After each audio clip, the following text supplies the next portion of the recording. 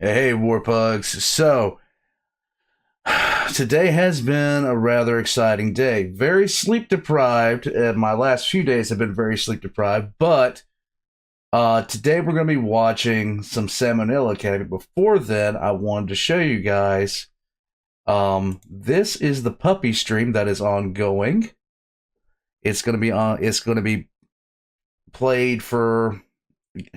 I really don't know how long I'm going to keep this up. I really don't. I just love them. We have four pugs here, and Icy is down here. This is little Icy. He just like they're all female. She just likes to be cuddled up underneath the pad right here. So that's her. You have Warrior right here. There's Valk, and this is Panda. Now, I'm going to be leaving a link to that stream in the description down below. If you guys need some stress relief, go on by there and take a look at them. They're going to be up there for the foreseeable future. I was talking about how I wanted to do that. Me and the hospitaler went out and got everything. Now the red saturation here, like the fact that this is all red is because they're underneath the heat lamp and you can actually see a reflection from the heat lamp right here. But they're under a heat lamp because when they're this young, they cannot regulate their own body temperature. So, what's gonna happen is eventually, in the next couple of days, I'm gonna be able to take that heat lamp off, and I really can't wait to do that. And I'm actually gonna set the GoPro that I'm using to film inside with them so they can like bumble around and just be pugs. Okay, just be pugs. But we are going to be today checking out banned and controversial foods from the Salmonella Academy, and it's kind of interesting because they just finished eating.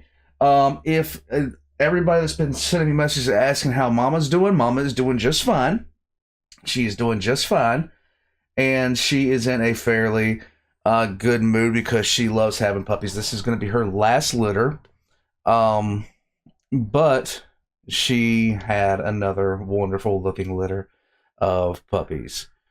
I am very, very tired, but I'm very, very proud.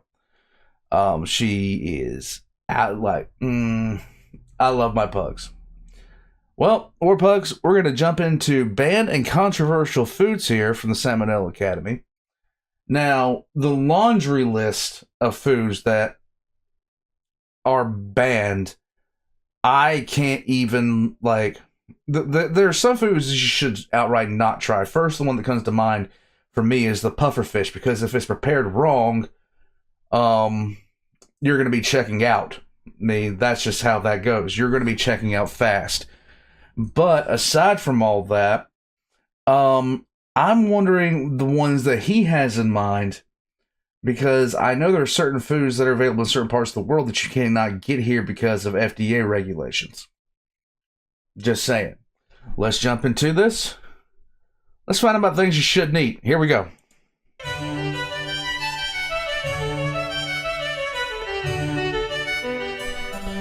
Hey Majors, so I'd like to start off with a little biology lesson. All When a right. species finds itself living on an island, it can start to evolve in strange ways based on the different pressures applied by the new environment. This is called island syndrome, and while it can manifest in a lot of ways, the biggest driving force is often a lack of predators. For example, the dodo lost its ability to fly since there was nothing to flee from. The Saint Kilda field mouse got twice as big since it no longer had to hide. And with no one around to bully them, the Sardinians started putting maggots in their cheese. Meat Oh, God.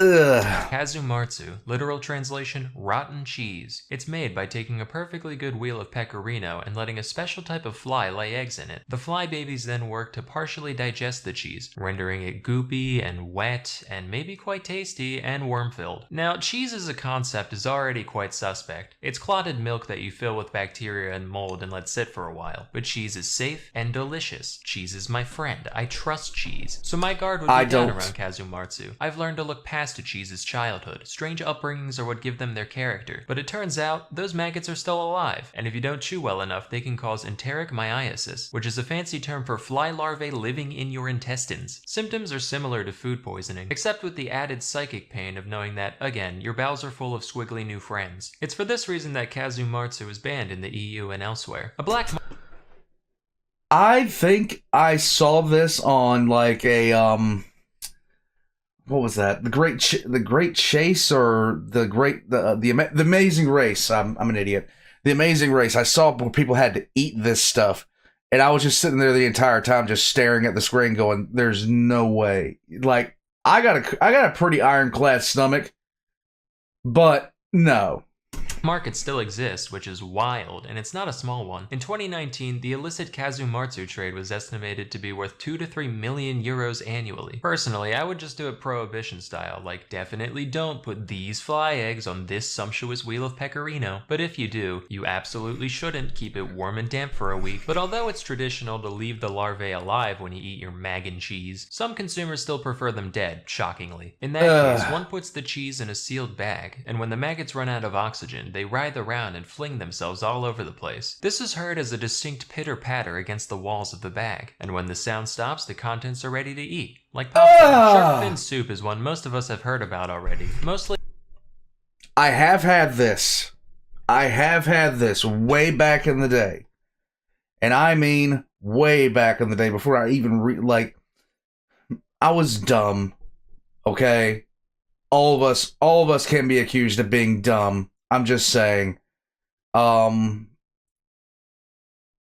had this. It was something quite different. in reference to its effect on shark populations and the wastefulness that goes into making it. Until recently, though, I never looked into the nature of the dish itself. I figured, right, the fins are just the only part of the shark worth eating. Big whoop, it's probably not much different from, like, swordfish. Apparently, though, I had it backwards. Shark fins aren't even meat. They're made almost entirely of cartilage and collagen. They are the last part we should be eating. That's why it's only made into soup, because without being soaked in broth, it has zero flavor or nutritional value on its own. Their only redeeming quality is their unique mouthfeel due to how stringily the collagen grows, in structures called ceratotrichia. The texture has been described as somewhere between chewy and crunchy, which I find describes most things, actually. Other adjectives present on Wikipedia include snappy, gelatinous, and sinewy. The exact sensation of eating this substance remains a mystery to me, and the unintended side effect of all this research is that I now really want to try it. Like, it's a big trade. I've got to be the one that's wrong. There is imitation shark fin soup available, but I've already decided that it's not nearly as good. So I've come up with a compromise to this controversy. Everyone on Earth gets just one bite. Say there's 10 bites to a fin, 4 fins to a shark, 200 million sharks die, sure, a necessary casualty. But then we can end the practice forever. All done.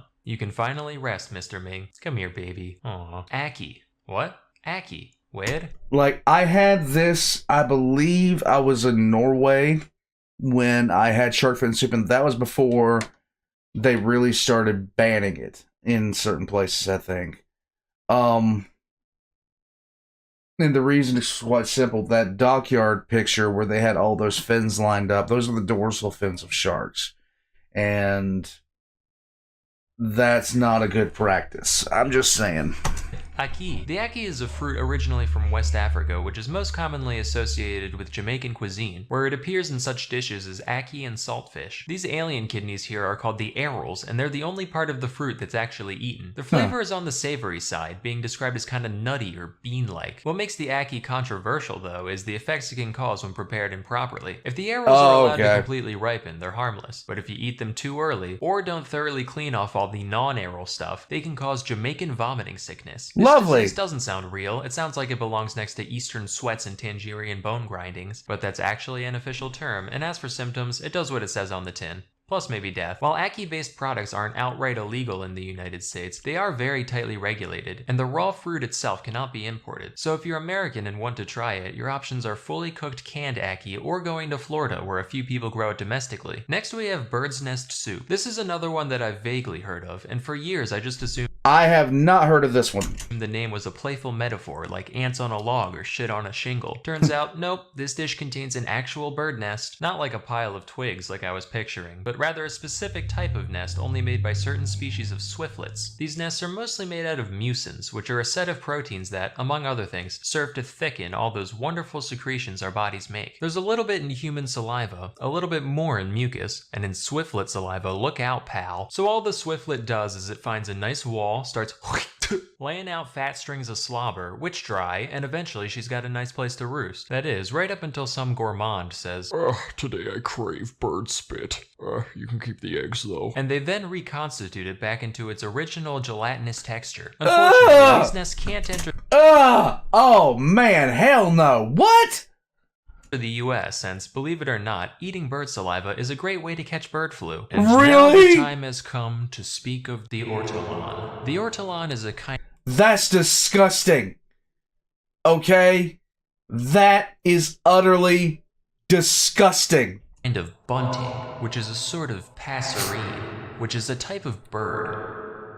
They're birds. Like many animals, they have a long history of being eaten by the French. But what separates the ortolan from your average squab or pheasant is the unique way in which it is prepared and eaten. They're typically caught with nets and kept in the dark, which causes them to overeat for some reason. Once it's about twice as fat, the entire bird is then thrown into a container of brandy, alive, and sealed in. While this serves to marinate the creature, it also drowns in the process, thereby killing one bird with no stones. The ortolan is then roasted, plucked, and presented whole to the consumer, who inserts the carcass into their mouth, feet first. As they chew, one hand continues holding the bird's head, while the other picks out the larger bones. This whole ritual is usually performed with a towel or large napkin over one's head. There's a few explanations for the purpose of the towel. Some say it's just there to keep the aromas in, while others say it's there to, quote, shield from God's eyes the shame of such a decadent and disgraceful act. Yeah, this one I'm okay with not trying, actually. Notable fans of this What in the hell is wrong with people? dish include, not joking, Bill Cosby and the guy who invented the lobotomy.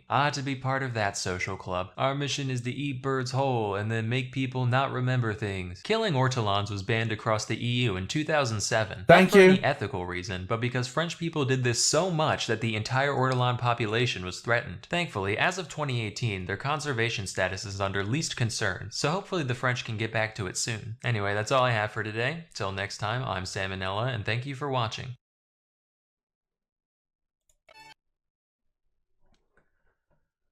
Okay, in order. This is disgusting. Okay? This is disgusting. Shark fin soup, unethical. And I can admit that fully. I'm okay with this. It's a type. Yeah, I'm okay with this. This is so abnormally disgusting. I don't understand why anybody would ever do it under any circumstances ever. You're literally eating spit. Why? This is why it's always good that you never find out where your food comes from. Okay? And finally, this is just messed up, okay? I don't eat veal for a reason. And partially it's because of crap like this. Warpugs, it's time for some psychological... It is definitely time for some psychological healing, okay? Psychological healing. Here we go. I got everybody covered.